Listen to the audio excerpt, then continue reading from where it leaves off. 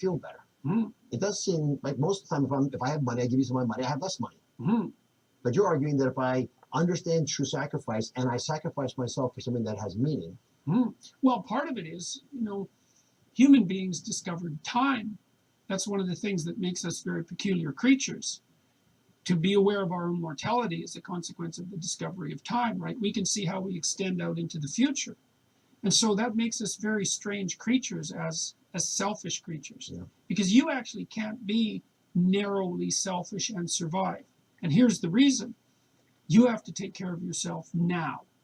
So let's say, well, then you can pursue impulsive pleasure, perhaps at the expense of other people. And why not? Well, here's one reason why not. There isn't just you now. There's you tomorrow. There's you next week. There's you next month and next year and 10 years from now. And so if you conduct yourself in a manner in the present that interferes with your future selves, then that's a downhill trip for you. And so taking care of yourself in the future and taking care of other people actually turns out to be exactly the same thing, because you're actually a community of people that's distributed across time. And so if you act in your own best interest, then you're going to sacrifice some of the present for the future. And that was one of the great discoveries of mankind, right? Which is something that I also concentrate on in 12 Rules, because I'm really interested in the issue of sacrifice. Why would you give up something now? Why would you ever give up something now voluntarily? The answer is sometimes if you give up something now, and often something you love, something you're very in love with even, perhaps not for the best reasons, then you can make a bargain with the future. And that bargain with the future isn't any different than the bargain you make with other people. So that narrow selfishness is blindness to time and context. And there's nothing about it that's good. And I do think the musical example is a really good one. Like in a musical piece, every note has to fit with every other note across the entire span of the piece. Well, that's what your life needs to be like, because like how you act with me right now has to be in harmony with what you want for yourself tomorrow. And that's going to be tangled in as well. It's not only that you repeat across time and have to take that into account, it's that you repeat across time in the context of your social life. And so all of that has to be brought into the equation. And the sacrificial motif is a huge part of that.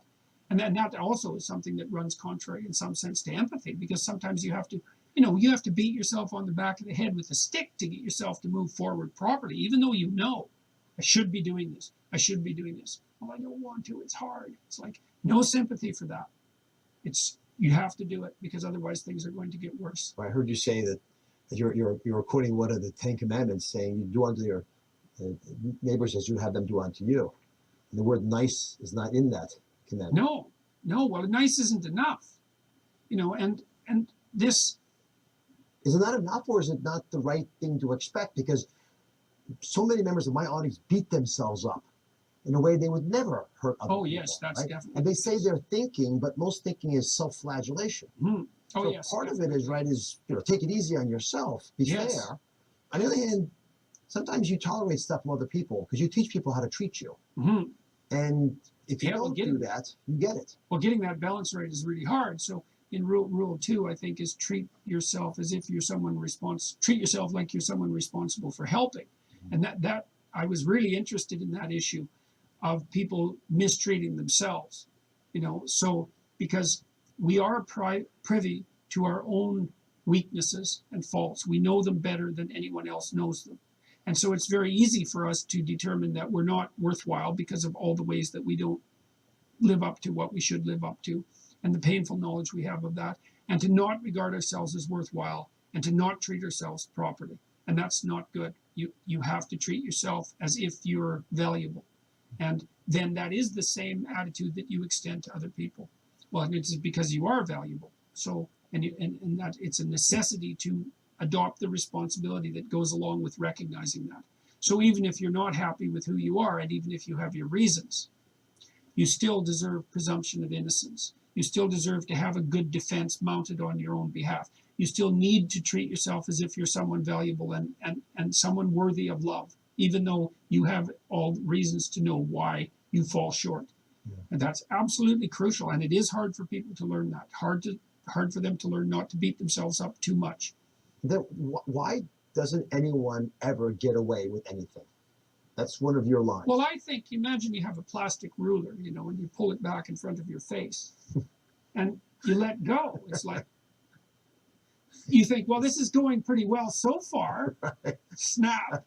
Yeah, well, it's because you can't bend the structure of reality. This is why, and this is, I think, also partly what in this message is frightening, is everything that you distort snaps back, and often magnified, and everyone knows that. And one of the things I discuss with my audience is like, well, just think about how you talk to people that you're trying to treat properly. You don't say to them, okay, here, kid, here's the way you deal with life. This is, you put your son on your knee and say, look, lie every chance you get. Falsify things. Don't take any responsibility for anything. If you can slough it off to someone else, if you can hide things where no one will find them, that's a hell of a good strategy. Like, no one believes that, ever. So we know that that doesn't work. Now, we're tempted because now and then you think, well, I can just cut a corner here, or I can get away with this and no one will find out. It's like, yeah, they will. They'll find out, or you'll find out. And I saw this in my clinical practice all the time. People would be suffering for some consequence a lot, and we'd untangle it. Maybe we'd go back 5 years or 10 years, and it would be something that was left undone, something that was done that shouldn't have been done. And sometimes not even on the part of the person, sometimes on the part of their parents, or maybe even on the part of their grandparents. Like, these things stick around for a very long period of time. But it's like, if you produce a rift in the structure of reality, it's not going to go away until you rectify it. And often it breeds more demons, that's for sure. If that's the case, why is it so hard for us to tell the truth? What is it biologically in us? And I like to push you on these biological issues because you're a psychologist. You actually understand how the brain works and how, in fact, the fundamental order versus chaos issue is in part reflected in our brain. So all these balancing acts our brain's pretty good at, yet truth is hard for us. Yeah. Well, it's hard to confront things now when you could hypothetically put them off. It's discounted a bit.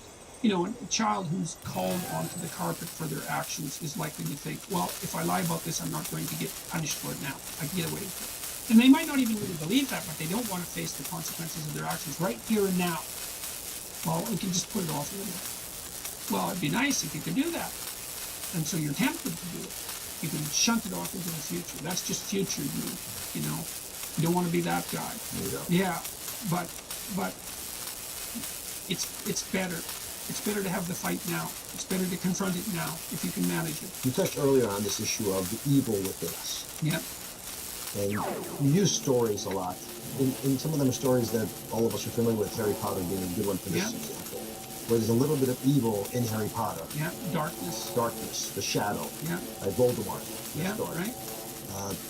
What is it about having, or respecting that we all have evil that you find is important for us living our lives?